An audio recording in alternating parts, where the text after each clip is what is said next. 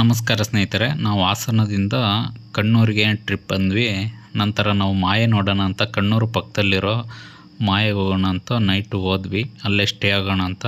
ಆದರೆ ಯಾವುದೋ Christian festival ಇರೋದ್ರಿಂದ ನಮಗೆ ಯಾವುದೇ ರೂಮ್ ಸಹ ಸಿಗಲಿಲ್ಲ. ನಂತರ ನೈಟು ಕಾರಲ್ಲೇ ಸ್ಟೇ ಆಗಿ ಬೆಳಿಗ್ಗೆ ಅಲ್ಲಿ ಸ್ಥಳೀಯ ಬೀಚ್ ಅಂತ ಹೇಳಿ ನಾವು ಗೂಗಲ್ ಸರ್ಚಲ್ಲಿ ಹೋದ್ವಿ. ಆದರೆ ಬೀಚ್ಗಳು ಯಾವುದೂ ಸಹ ಚೆನ್ನಾಗಿರಲಿಲ್ಲ.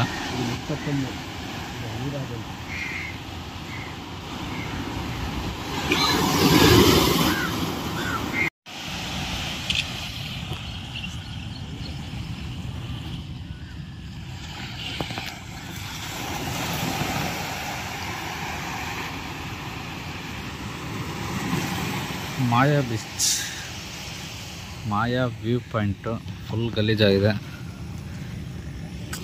ಇಲ್ಲೇನಂದರೆ ಇದೇ ವ್ಯೂ ಪಾಯಿಂಟು ಮಾಯಾಗೆ.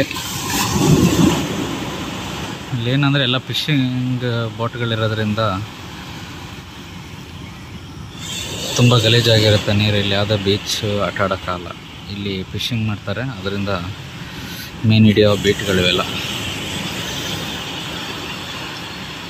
ಅಲ್ಲ ಸ್ಟಾಕ್ ಮಾಡಿದ್ದಾರೆ. ಸ್ಟೋರೇಜ್ ಮೀನು ಹಿಡಿಸಿ ಬಲೆ ಎಲ್ಲ ರೆಡಿ ಮಾಡ್ಕೋತಾ ಇದ್ದಾರೆ. ಮೋಸ್ಟ್ಲಿ ಈಗ ಹೊರಟ್ರು ಅಂತ.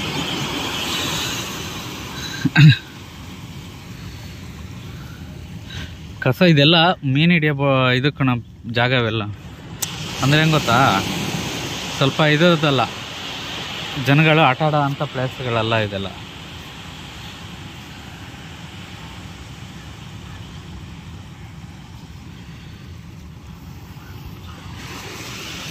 ಫಿಶಿಂಗಿಗೆ ಅಂತಲೇ ಈ ಜಾಗ ಮಾಡ್ಕೊಂಡಿದ್ದಾರೆ.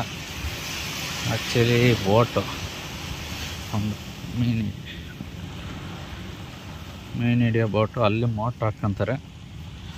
ಆ ಜಾಗಕ್ಕೆ ಮೋಟ್ರ್ ಹಾಕ್ಕೊಂಬಿಟ್ಟು ಫಿಶಿಂಗಿಗೆ ಹೋಗೋದು. ಎಲ್ಲ ಅವ್ರವ್ರದ್ದೇ ಕ್ಯಾಂಪ್ಗಳು ಮಾಡ್ಕೊಂಡಿದ್ದಾರೆ. ಅದೇ ಥರ ಬೋಟಲ್ಲಿ ಇಟ್ಟಿರ್ತಾರೆ. ಮೋಸ್ಟ್ಲಿ ಓನರ್ನೇ ಮಲಯಾಳಮಲ್ಲಿ ಬರ್ದಾರೋ ತಮಿಳಲ್ಲಿ ಬರ್ದಾರೋ ಗೊತ್ತಾಗ್ತಾಯಿಲ್ಲ.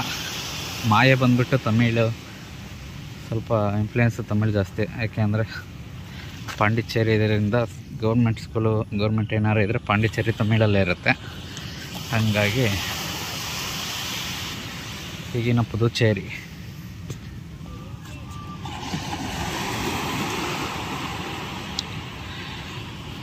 ಅಲೆಗಳು ನೋಡೋಕ್ಕೆ ಚೆನ್ನಾಗಿದೆ, ನೀಟಾಗಿ ಮೇಂಟೈನ್ ಇದೆ. ಬೀಚ್ ದೊಡ್ಡ ಬೀಚ ಇರೋದು ಮಾಡಿದರೆ. ಮಾಯೆಯಲ್ಲಿ ಕ್ರಿಶ್ಚಿಯನ್ ಫೆಸ್ಟಿವಲ್ ಇರೋದ್ರಿಂದ ಅಲ್ಲೇ ತುಂಬ ಜನ ಇರೋದ್ರಿಂದ ನಾವು ಯಾವುದೇ ಪ್ಲೇಸಿಗೆ ಹೋಗಬೇಕು ಅನ್ನಿಸ್ಲಿಲ್ಲ. ನಂತರ ನಾವು ಕಣ್ಣೂರಿಗೆ ವಾಪಸ್ ಬಂದ್ವಿ. ಅಲ್ಲೇ ಬೀಚಸ್ ಮತ್ತು ಫಾರ್ಟ್ಗಳನ್ನೆಲ್ಲ ನೋಡಿಕೊಂಡು ನಾವು ಮತ್ತೆ ಹಾಸನ್ಗೆ ವಾಪಸ್ ಆದ್ವಿ. Thank you.